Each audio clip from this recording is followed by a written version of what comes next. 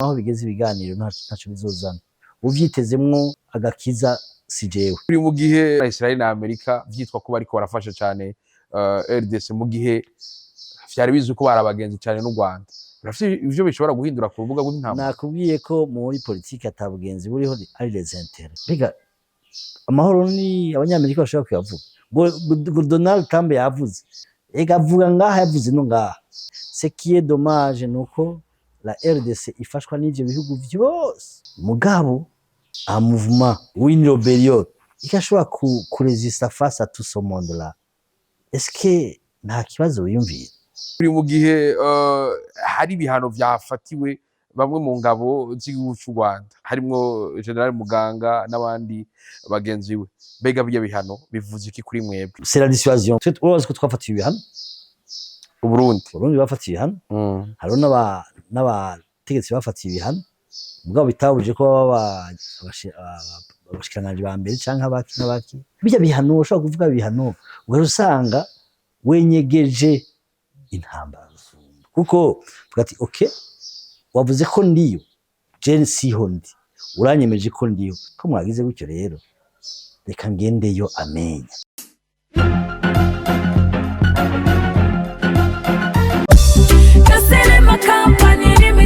Wowe wifuza gutwara, kubika cyangwa guhuriza hamwe imizigo biciye mu nzira y'ubwato, wowe wifuza ko ubwato bwawe buze ku mwanya wagenewe bugashika neza tangomanzi, Gasilema Company Limited yaje ku bwanyu. Tubafitiye amaservice clearing and forwarding, gutwara imizigo, transport, kubika imizigo, warehousing, ubutumwa bw'amato, shipping agents, hamwe no guhuriza hamwe imizigo, consolidation. Akabigereho muri Gasilema Company Limited turafise ubushobozi bwo kwakira no gutunganya amakonteneri n'imizigo iva cyangwa ija mu bihugu byose byo kw'isi, harimwo Ubushinwa, Dubai, Ubuhindi, Leta Zunze Ubumwe za Amerika, Uburaya n'Asia yose muri rusangi, tutibagiwe East Africa, kandi kagufasha no gukurikirana imizigo yawe. Iki cyaro cyacu gikuru kiri Mombasa. Ntuhangayike, turi hano kugufasha no kumenya neza ko imizigo yawe itwagwa kandi igashika itekanye kandi ku gihe cyagenewe. Sivyo gusa, niba ufise imizigo ushaka kubika umwanya runaka imbere kuyirungika, nk'icyayi, ikawa cyangwa ibindi bidanduzwa vyemewe n'amategeko, turafise ububiko warehouse butekanye bwo kubika imizigo yawe mu mutekano n'amahoro. Mufite umubaza, murashobora kutwandikira kuri guteranya 254 746 513 cyangwa mutwandikire kuri email gaselema@gmail.com cyangwa info@gaselema.com.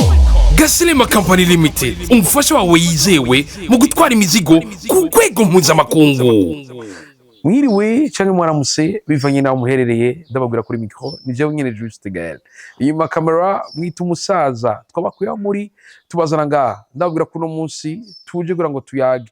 Musanzwe mubizi ko ubuseruko bw'igihugu ca Kongo muri kino gihe hariko haravugwa intambara zasubiye kuba Kisangani n'ahandi, ariko vyongeye mu ndwi yindi yahera haravuzwe impfu zitandukanye, harimwo wahitanye wahoze ari umuvugizi wari umuvugizi wa M23 Colonel Wiringoma. Eka mwaranumvise n'ibihano zimwe mu ngabo zikuru harimo ba General Muganga n'abandi bo mu gihugu cy'u Rwanda bafatiwe na Amerika. Mbega ivyo bihano bivuze iki? Birafise icyo bishobora kugarukana kubiteza amahoro mu serero w'igihugu cya Kongo. Sivyo gusa, turaza kuganira n'ibindi no munsi rero twatumiye uwahoze ari kigera cyambere cy'umukuru w'igihugu mu vyo yarajejwe harimo umutekano, bisigura ko ibyo n'umutekano afise icyabiziko. Ndase uwundi ni Honorable Sindimo Gaston, niwe mutumire uno munsi. Ndabaramusa nyakubahwa Honorable. Ndabaramukije nyakubahwa Gael, ndamusa n'abanywanyi b'ikinyamakuru canyu, nkaba ndakwifurije umwaka mwiza, umwaka w'amahoro, umwaka wo kuranirwa, umwaka wo kuronka abandi banywanyi benshi kugira ngo bonke benshi, hanyuma gumusasagaye, hanyuma nkaba nifuriza n'abanywanyi banyu umwaka mwiza. Umwaka mwiza wa twese. Twara turabakumbuye bo twarukana kera, urumva ndababona kumenyesha kure, nkumbiza ibiganiro n'umunsi numva washimye ko tuganira, je kujya nabemereye nta numwe nzokwima ikiganiro yakinsabye. Ni na Honorable Gaston Sindimwo atakiboneka cyane mu Burundi, aguma afise ingendo ahana hari, tuvuge ko imirimo yanyu yimukiye ahandi. Kandi nta ngendo ngira, ni rimwe kujya nabigira nkiri umushinga amateka, narasohoka nkaja kuraba umuryango aha canke ahandi nkagaruka, rero ndi ngaha muhira ndatekanye natekereje nuko no bivuga. Turi mu gihe ubuseruko bw'igihugu cya Kongo hariko haravuga amakuru menshi inyuma y'urupfu rwa Wiringoma, ariko tutaraja muri birebire, urupfu rwa Wiringoma mwagwakiriye gute? Wiringoma apfa canke adafa si we wa mbere azopfuye muri irya ngwano. Harapfuye abakoloneli, harapfuye abakapitene. Kubera iki tuvuga abo bonyene ntitubone abanyagihugu bariko barapfa irya ngwano? Twebwe Wiringoma si uwa mbere azopfuye, abariho canke atariho n'abandi bashobora gupfa, kuko mu ngwano nimwa mugiye gusigana amazi, nimwa mugiye guterana amatomati canke mwa mugiye kugira ibinanga. Mu ngwano mwa mugiye kugwana, kandi umaze kwemera ingwano nuko abapfa baravaho. Washobora gupfa ufise igarade nininya mu ngwano niko vuze karabara sifre nta witora. Donc no kuvuga rero nico gituma abantu bose bokora kugira ingwano ihagarara.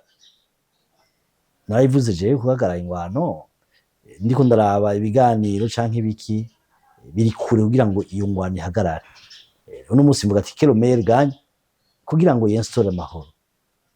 Nimko vyanse mu mahoro, none tugire gute? Ingwano yindi yiyongereye hakasubira gupfa abandi, ni Afrika ihomba, na karere gahomba, ni Kongo ihomba. Nico gituma ingwano yohagarara aho vyabereye ni kera. Ukomeye atsinde mugenzi we bihere, hanyuma ashira amahoro.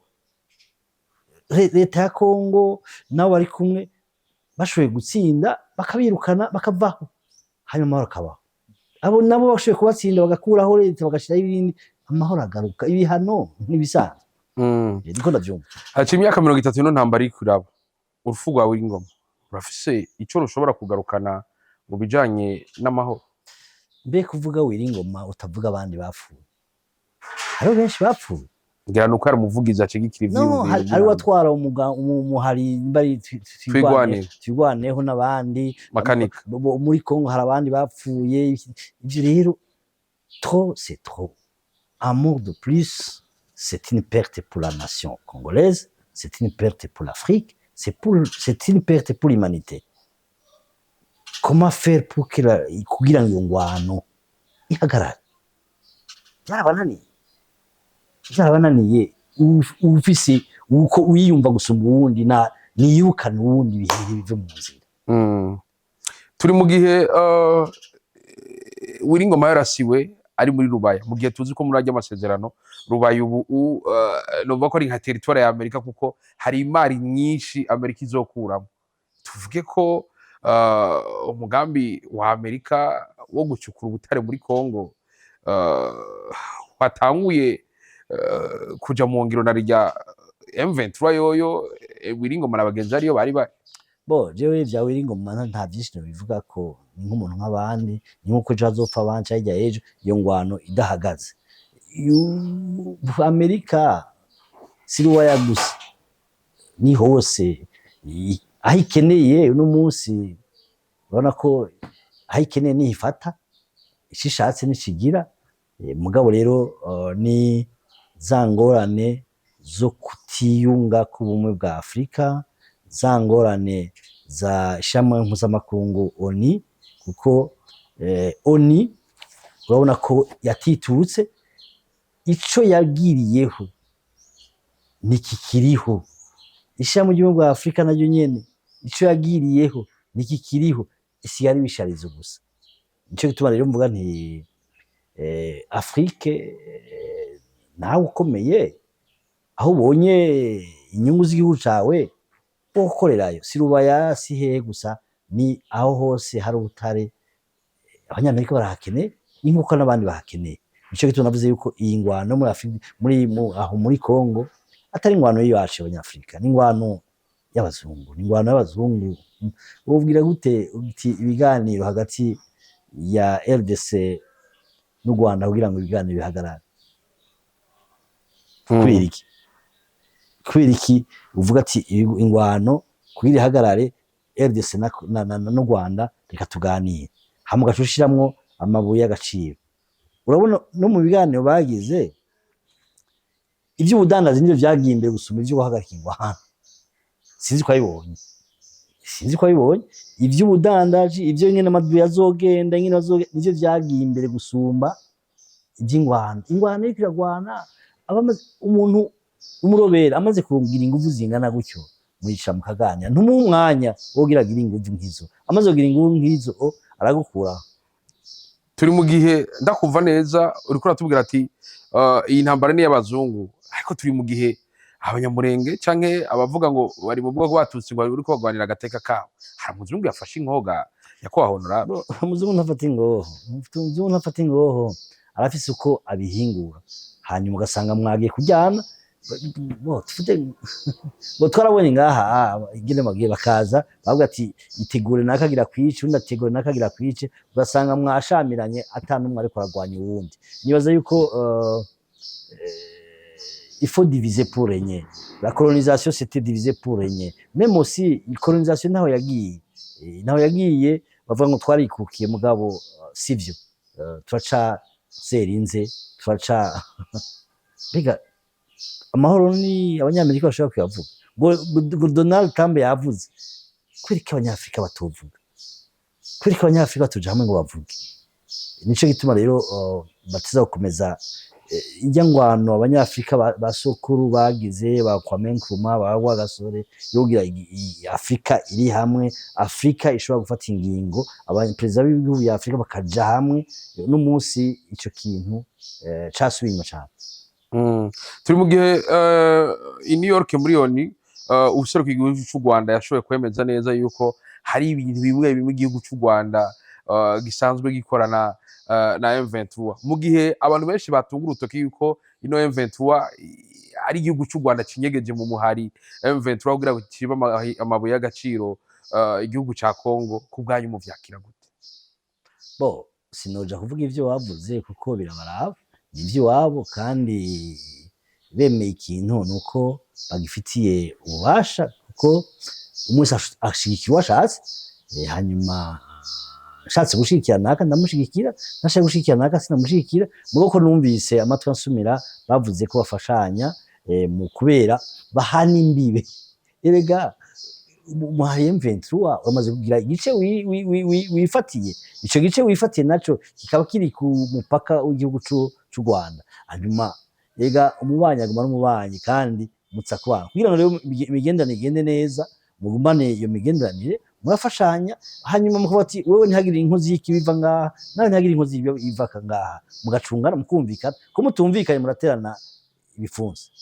Ndavyumva neza. Igihugu cy'u Rwanda cyamaze kubarakaniza Kongo, cyayigabayemo kubiri. Igihugu cy'u Rwanda cyagabaye kubiri, maze kuvuga ngo duhana urubibe na M23 mu gihe bahandi urubibe n'igihugu cya Kongo. Urazi aho Kinshasa iri paraporo ya Goma, none ati utagiye n'indege uzoca, kuko uno munsi kubera ibihugu vyacu ingene vyagabuwe, usanga ku mbibe z'ibihugu n'ahandi hari abene igihugu bavanze. None kugira uronka amahoro yabone mu gihugu ntibazo kubeshe, ni les intérêts, ce n'est pas les états, ni inyungu. Inyungu ni fise zana amahoro ngaha canke zana amahoro Kinshasa, hitamo. Ndabumva neza uko muri ko murabitubwira. Ubu Rwanda bwogo maso yago ruharura M23 nkuko ivisi igihugu kindi gishaje. Jewe nakubwiye yuko mu bihugu ntibaraba ngo nuko uri mwiza canke w'igihugu kanaka, umuntu wese araba inyungu ziwe. None inyungu z'u Rwanda nizihe canke inyungu z'u Burundi nizihe, inyungu za Angola nizihe, inyungu zo Tanzania nizihe? Bona ibihugu 9 bigize bihana urubibe na Kongo, kandi byose amatwi ansumira barasumira muri Kongo. Kuko Kongo ni igihugu kinini Imana yahaye Afrika kugira ngo gitunge abanyafrika bose, cyane cyane baherekwa ku Mana. Tuvuge ko u Rwanda rwabitahuye gusumba ibindi bihugu bivyegereye. Jese nja kuvugira u Rwanda batabitahuye nuko twese twobitahura kugira ngo na Kongo kabitahura kugira ngo iryo tunga risabikanye n'abakongomani baronke n'ibyo bageburira abanyafrika bagenzi babo imbere yuko bija hanze. Ndabumva neza Kongo ikwiye gutahura yuko ibiriyo vyose Imana bibihaye kugira bitunge Afrika. Bibanza gutunga bene ivyo kuko uno munsi bitunga abanyaburaya gusumba abanyafrika. aho umunyaburaya ntakoresha umunyafrika kugira yibe Afrika. Niko bimeze, bakoresha umunyafrika, bagikoresha n'umwene igihugu waho nyene. Nico gituma uzorabe ahantu hose hari ubutare, ahantu hose batoye petroli, ingwano yamako. Kubera iki? Ubwo sindimwo ntagomba twari icizere yuko amahoro agiye kuboneka mu gihugu cya Kongo. Amahoro azoboneka kubera babishatse, kubera bwa mbere abanyekongo babishatse, kubera abanyafrika babafashije kugira ngo ayo mahoro aboneke. Ntibizere yuko amahoro azova hanze ya Afrika, ntibizere ko amahoro azova Doha canke New York. Nama numva ngo Trump yavuze ngo naka yavuze bekute, ega avuga ngaha yavuze no ngaha, biragoye. Nico gituma panafricanisme kujya Bankwame Nkrumah babirondera, bagwa gasore babirondera, nuko haza delideri birengera. Ko namamvuga ingwano iratangu mugabo ntumenye ingene ihera. Ndashaka kwibaza ko shobora gukunesha mugabo ugasanga byanse. Nico gituma rero twese umuntu yogira uko ashoboye kose kugira ngo ingwano ihagarare, kuko umunsi wundi wiyongeye ku ngwano n'umunsi wo guhekura abanyafrika.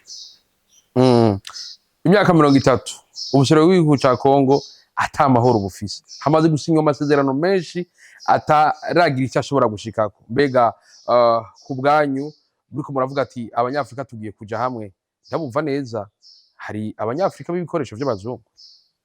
Bo urukoresho n'abakozi baja kugira les intérêts z'abazungu. Ega bafata n'umukuru w'igihugu canke n'umuntu wese yoshobora kuvuga ati mbega kuko amahoro aboneze abanyekongo bazoteza imbere Kongo. Bamaze guteza imbere Kongo, burya butunzi bwabo buzoca bubarara, ibijya bahora bahingura bica bihingurwa muri Afrika cyangwa muri Kongo. Usanga rero bataye akanovera y'ivyo bari bakeneye gukora. Nico gituma rero si nukurindira turabe iyo bija. Mu masezerano mwayivuze yuko mu vyashoboye gusinywa hagati ya Kongo n'u Rwanda bihagarikwe na Donald Trump, hari harawe hasinywe cyane kujana n'ivyashara, ubutare buzocukubuja hama buvuye habugira ibi nibi, inyungu zawe nizi. Mu gihe M23 kigwana n'igihugu cya Kongo, kubona haje gusinya igihugu cy'u Rwanda uvyakira gute?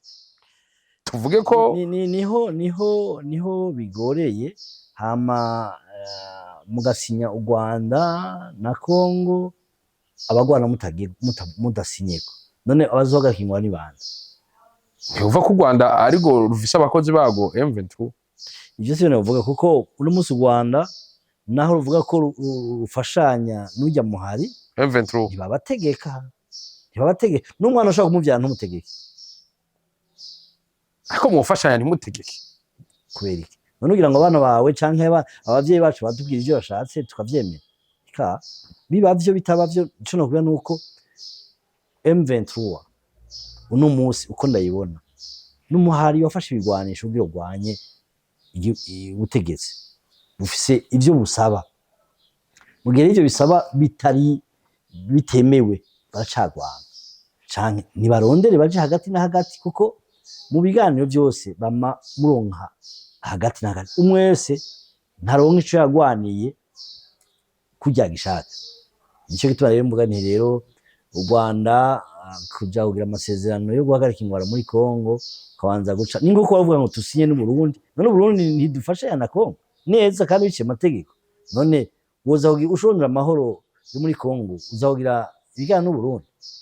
Twe dufasha igihugu kiri hari nkuko nabandi boshobora gufashanya n'abandi. Nico gituma mvuga nti rero trop c'est trop. Kubera ki tuvuga ingwara, tuvuga amahoro?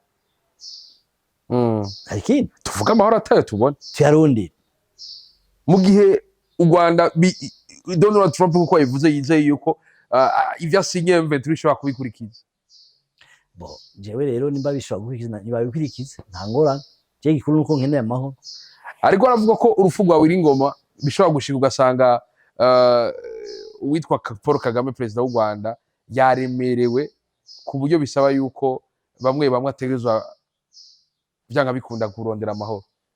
Biriko biranavuga ko riwe ashobora kuba commandement yavuye i Kigali. bo ivyo je ntavyo novuga kuko muri politiki arabaho kwerimina ama obstacle amwe bo muri politiki les obstacles barazerimina igihe ubishoboye mugabo sinovuga ngo naka yagize ku cyangwa yagize uko ivyo noba ngiye kurenga karimbi ivyo nta bubasha ndabifitiye ntavyo natohoje ni nkuko umuntu apfuye canke avyaye canke agizene ibivugwa ni byinshi umuntu wese abivuga uko avyifuza rero ababivyifuza uko barabivuga abandi bakavuga ukundi je rero muri ico kiyo bazo nta byinshi no bivuga kuko ntibindaba je nsaba kusaba yuko haba amahoro nimba Biringoma ashobora gupfa Kongo igatekanirwa Afrika igatekanirwa nta kibazo hari n'abavuga ati nta mahoro ashobora kugaruka kubera Biringoma kuko Biringoma yari umukozi mu bandi bose azozana uwundi mukozi bo Biringoma ni kweri kumuvuga Biringoma tuvuga abandi kubera amaze gupfa niwe yasangiza ideology ya M23 ku binyamakuru oya numva ndakwereke muri hari umwanditsi yitwa Jean Goro yavuga ati ce qui tombe sans fait de dégâts c'est le chef les postes uno munsi uri president ntugire ngo ejo upfuye haba ari ubundi yambaye ikoti yiteguye kuramplasa neza gose barabonye muri Iran barabonye bari bazi ko umukuru w'igihugu yapfuye ibiki byapfuye ce qui tombe sans fait de dégâts c'est le chef c'est les autorités nuko bimeze kingo urumva rero Biringoma canke wundi ingwano hagarika ingwano kugira ntagira asubira mu numero y'amahoro muriko murashikiriza turi mu gihe hari ibihano vyafatiwe bamwe mu ngabo z'igihugu cy'u Rwanda harimwo General Muganga n'abandi bagenzi we mbega bijya bihano bivuze iki kuri mwebwe mwarabisomye murabona ibirimo bo bihano nakubwiye ni faiblesse y'ubumwe bwa Afrika ni faiblesse ya ONU ntikora ikijejwe uno munsi byongora kuko nuvuga asiari bikanganyoni uno munsi Donald Trump afise ingufu gusumba mukuru umuyoni kuko ijambo afashe niryo akira kandi muri Conseil de sécurité atemeye nta gipasa nico gituma mbona yuko rero ibihano bon c'est la dissuasion mbona kuko na hamwe ibihano nabo urazi ko twafatiye ibihano Burundi bafatiye ibihano hariho n'abategetsi bafatiye ibihano mugabo bitabuje ko baba abashikiranganje ba mbere canke abaki nibaza yuko ni kurativiza ivyo bihano eske ingwaro ntihagarara gusa nico gikuru ibihano bijya bihano ushobora kuvuga ibihano ugasanga wenyegeje intambara kuko ati okay wavuze ko ndiyo je siho ndi uranyemeje ko ndiyo ndagiye kubera iki uno munsi ico gihugu kivuga ati je sindiyo sinjayo kandi kuri tereza ati nimunyereke umuntu wanje ariyo umaze kwisutiriza ati jewe rumva iki niki ati n'ibihano ndabishizeko ko mwagize gutyo rero reka ngendeyo amenya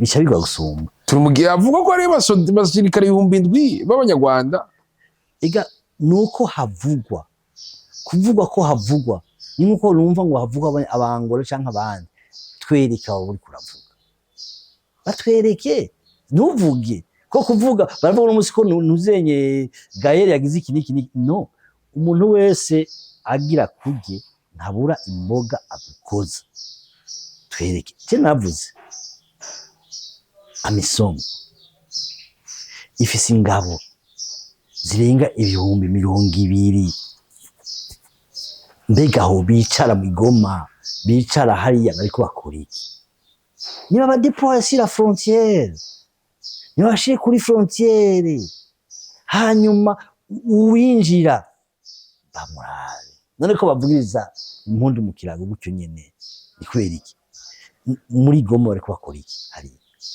bamisomo ubu imyaka 40 ingahe bamaze bariko bakora iki badeployer sur la frontière nimba babona yuko u Rwanda ari danger badeployer sur la frontière hanyuma bazoshobora ati byagenze uku n'abanyarwanda binjiye canke si bo binjiye ingwano ingabo za ONU zihariye jewe naragiye muri Somalia ndabivuga iminsi yose kubera iki Somalia tamara aboneka kubera iki Somalia tamara amahoro Somalia igihugu cyari cifashe mugabo ingwano imaze imyaka ingana gute wa Farayidi duravyibuka tukira abana none munsi ingwano ikiriye abarundi bamaze guhonera ni bande abanyafrika bamaze guhonera ni bangahe mugabo uko iminota 30 ihaciye ku kibuga c'indege caho ciyo Mogadisho indege y'Ububirigi indege y'Ubwongereza irahaguruka itwaye ubutunzi reka mugume mu ngorane mujyana natwe tugume tugirane dusaho nibi vya bindi avuga ati Afrique imwe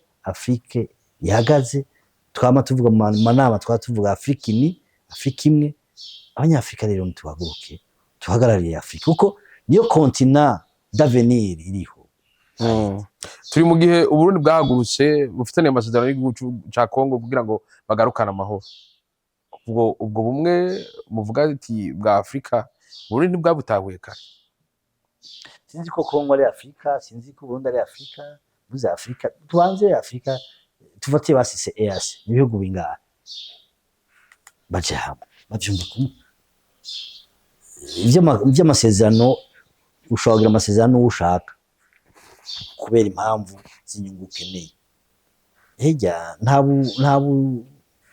nta butorere bwinshi buba buriho ni inyungu tuba dukeneye ni inyungu z'igihugu ntazobwira ngo ubukunzi bw'abakuru b'ibihugu n'iki ni inyungu baba bafitanye nta kintu inyungu igihe inyungu za n'akazi zitakiriho buravaho twebwe rero dufite uburenganzira bwo gukundana n'uwo dushaka nk'uko abandi bafite uburenganzira bwo gukundana n'uwo dushaka ese twokundanira hamwe kugira ngo duteze imbere Afrika niko niyumvira niko mwiyumvira turi mu gihe muri kino gihe muri ko muradusigurira ivyo ariko vyongeye Uburundi buherutse kwizerwa kugira ngo bushobore kuyobora ishirahamwe ry'ubumwe bwa Afrika tuvuge ko twakwizerana rya nyene icubahiro umukuru w'igihugu cacu ciza c'Uburundi General Major Evariste Ndayishimiye yamakunda ubumwe amahoro n'umutekano yuko na Afrika igiye gufata iya mbere tuvyumve kubisavye je nakubwiye Union Africaine canke Nations Unies aje mashirahamwe ntagifise inguvu yarasanganywe afise nico gituma kwitwara cyangwa kutitwara ni vyiza niteka ku gihugu niteka ku mukuru w'igihugu gikuru si iryo teka gusa mbega tuzorisiga kwiki hanyuma rero jewe bakeza umukuru w'igihugu n'ukeza Uburundi kuyo ntambwe mugabo izofasha iki cyane Afrika ese yoba umukuru w'igihugu cy'u Burundi atwara Union Africaine ingwani igahagara muri Kongo ingwani igahagara hanaha ya passport imwe ikarengana bwa budandaza bwawe ikarengana nibaza yuko byoba byiza gusumba turigihe umushikiranganje w'igihugu cy'u Rwanda jeje umugenderanire ministre Nduhungirehe mu vyo yashikirije yaramenyesheje ko itogwa ryanye n'icubahiro umukuru w'igihugu ciza c'u Burundi atacagizeye ko mu kumvikanisha hagati ya Kongo n'u Rwanda mbeko ubwanyu kubona Duhungire habona umenga Uburundi mu mpande zibiri haraho buhengamiye mu vyakira gute nibisanzwe kuko urumva nabagwanyi bose nimba bavuga ko M23 ifashwa n'u Rwanda ubundi bugafasha RDC bose n'abagwanyi no kuvuga les parties prenantes au conflit barimwe igihe rero parties prenantes au conflit ugiye kusaba ngo bagire ubufasha umwese afata parti yariko urumva ko bigoye ni naco gituma sinzi ko abonye Lorenzo Lorenzo president wa Angola igihe abaye umukuru w'iryo shirahamwe ivyo kuja gufasha kuja hamwe acabivamwo acabihebera abandi uno munsi rero twebwe by'ukuri turavyemera ko turi muri Kongo gufasha leta ya Kongo. U Rwanda ruremera yuko rufashanya n'umuhari M23. Urumva turababerger babiri, none twoja guhanurana gute? Tworondera abandi badufasha kugira duhanurane. Nico gituma position irimwo turimwo iragoye kugira ngo tuve ko turondera amahoro. Sinzi kunyumva niko no bifata. Rafa sinavuze ibintu by'ubwirinzi, abantu bavuga ngo navuze ubwirinzi bwo mu Rwanda canke iki niki, oya navuze jewe gasombira ngo nkuru ubwirinzi, sinivuze ubwirinzi.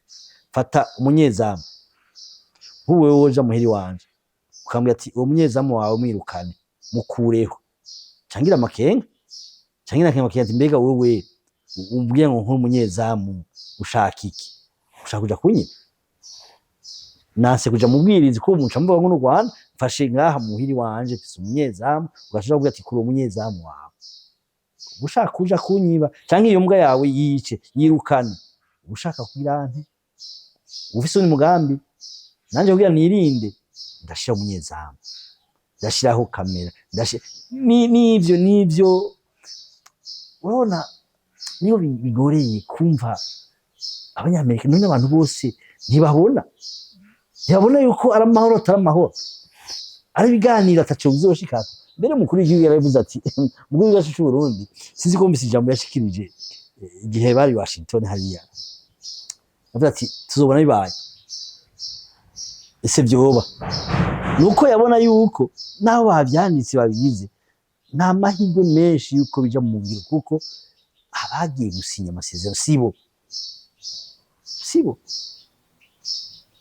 hari gusinya nde nande M23 n'ivyo abayitwara Edo hari bandi, abo bandi boza nk'aba observateur bashaka kujya bashigikira basi benyegeze. Mwa les parties prenantes direct au conflit ni M23 na RDC baje mujigana muri Doha.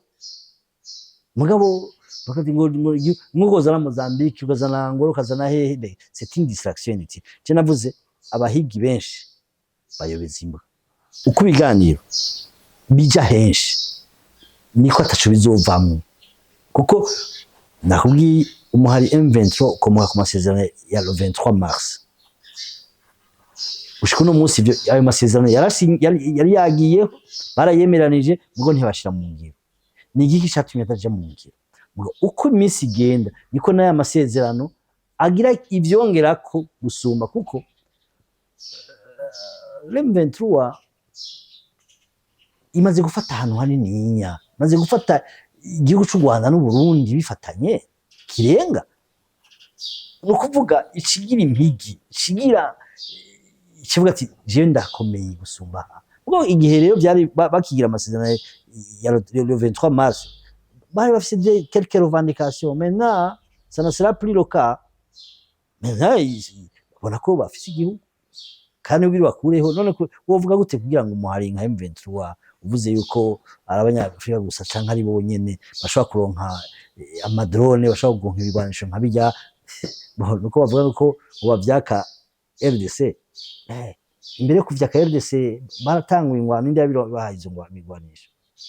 Nico gituma les chefs d'état africains surtout mu gihugu muri EAC bo kwikubita gashi ingwano ikahagarara. Bavuga ko ivyo bigwanisho biva mu gihugu cy'u Rwanda. Mu Rwanda none Rwanda wo bikura igihugu kirafise uburenganzira bwo kugura ibigwanisho. Bo je nibuka ngaha kera sendiki Rwanda bazutira amakatyusha babikura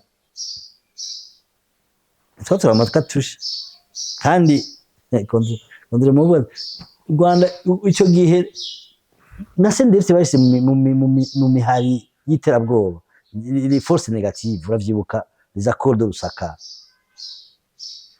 No munsi bashaka kwita association sola, ejo ugize imana ugashikira ubutegetsi vyose urayifuta ukensora l'ordre.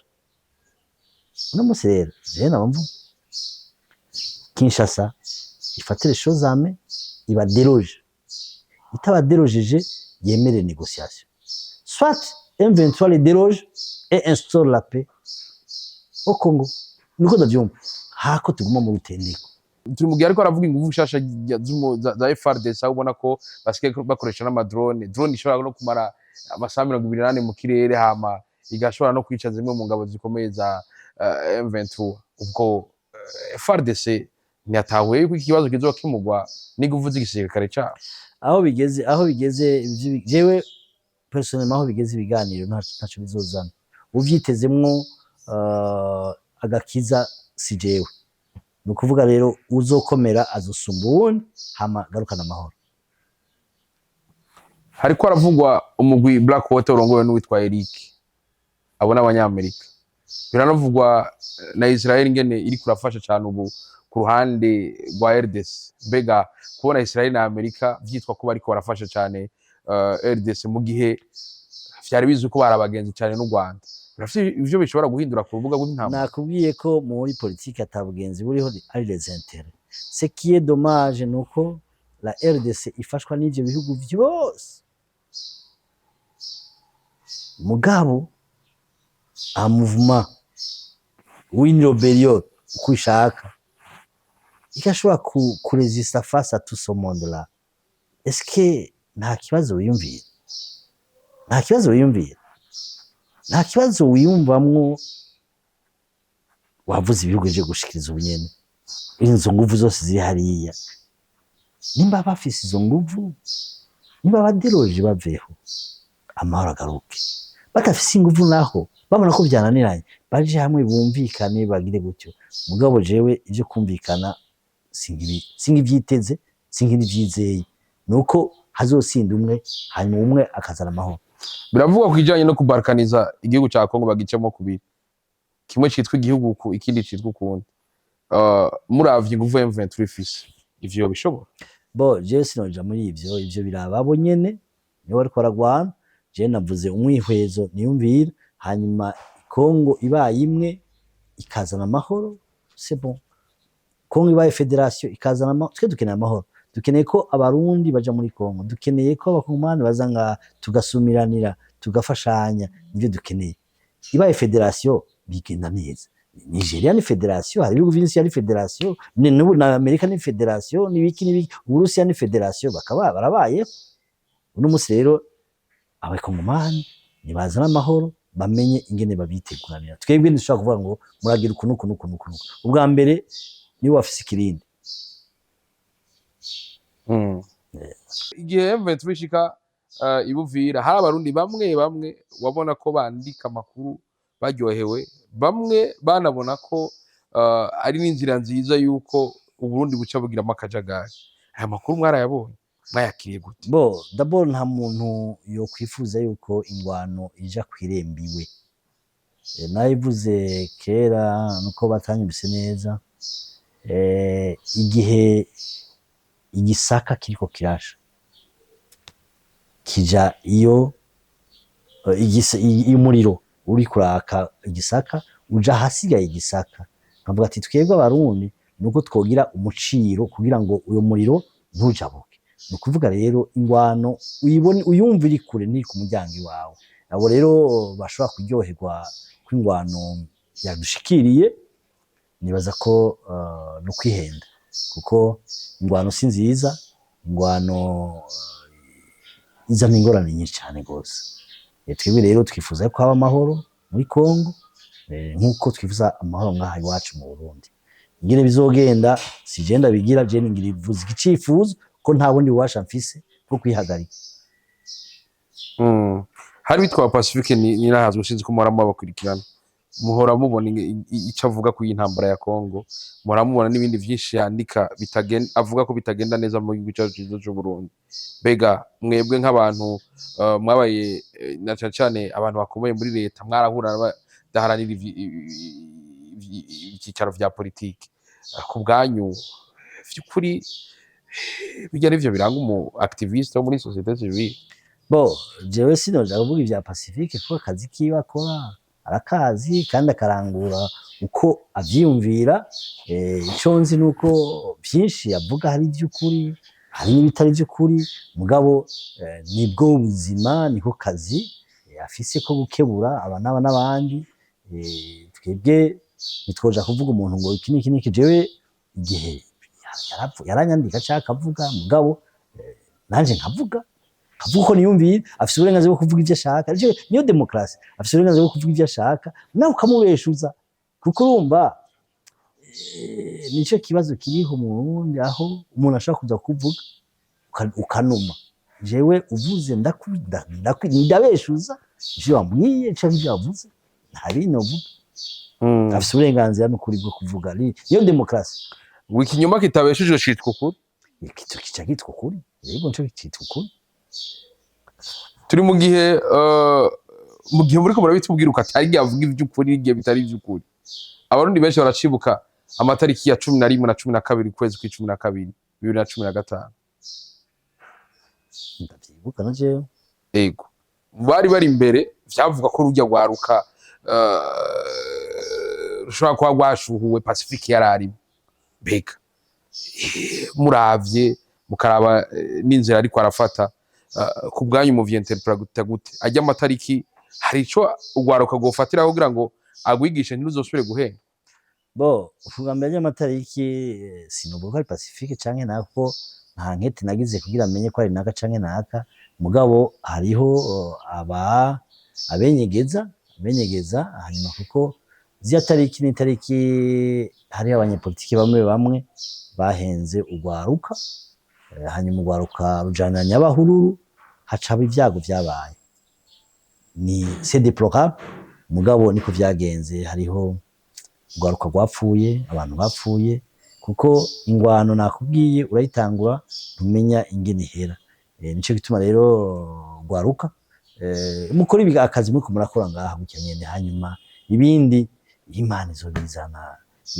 hari uburyo kugira ngo bugenda mu ikambi kanaka guca usanga abasirikare kw'irembo wazoshobora baguha inkoho uje kurasa leta wirasa witeguye utiteguye ntushobora kuja kurasa leta umwana avuye mu gitanda ngo genda wambare inkoho baguha inkoho uje kurasa leta irakomeye kugira urase leta waba witeguye ntuva mu bwiza canke mu buyenzi canke mu ngagara ngo ugiye kurasa leta ngo bikureho babakubesha ubwo abana babo ntibagenda nico tunavuga yuko ivyatubaye ko ntibigasubira tugomba dushana abasozera batubwiye ko Kongo nitonga Imana yahaye Afrika kugira ngo umunyafrika wese ashobore kwamura Uburundi bwo kwamura gute Kongo Afrika yo kwamura gute Kongo ariko Kongo mu mahoro ntangire Kongo ifise ubutunzi bwinshi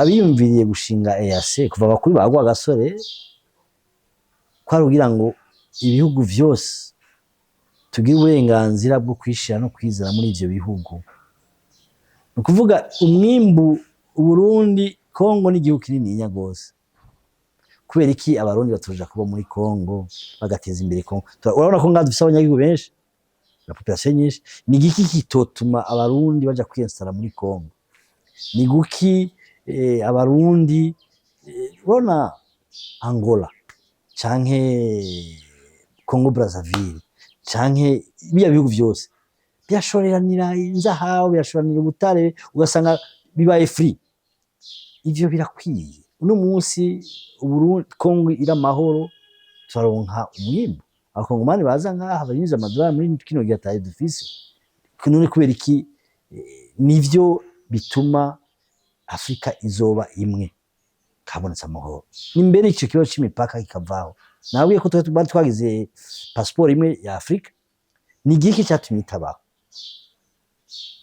nivyo rero bica bijamwo muri ivyo umunyafrika yisanzure muri Afrika umunyafrika yisanzure muri Afrika uno munsi nakubwiye ko Afrika mu yisanzwe kuva 2018 2017 yatsagira passport imwe kujya Kadafi yavyifuje abanyafrika babe bigi habe Union Africaine y'ukuri kujya ari Union Européenne kabuziki cyo shobora ni leadership mugabo nuko baca bagirane babacanishamo uno munsi Burkina Faso ni Union Africaine none ihomvye iki rien ejo nta bandi boca bakaja hamwe bagira ibyabo ingorane. Ndabashimira cyane nyakubahwa Honorable Gaston Sindimwo. Murakoze cyane nyakubahwa umumenyeshamakuru, wanshije mu bintu byinshi ntajejwe mugabo nta kundi wambaje ndishu. Ego nuko reka ndabashimire simaye vyo muri mwo murabana natwe gutabura bweza bw'Servira aragwaza ariko manda mutura barukundo kuri mikoro je nyene juste gari ma camera ya umusaza ndabwira tubabireza la vista urahushura umushuro hushura none.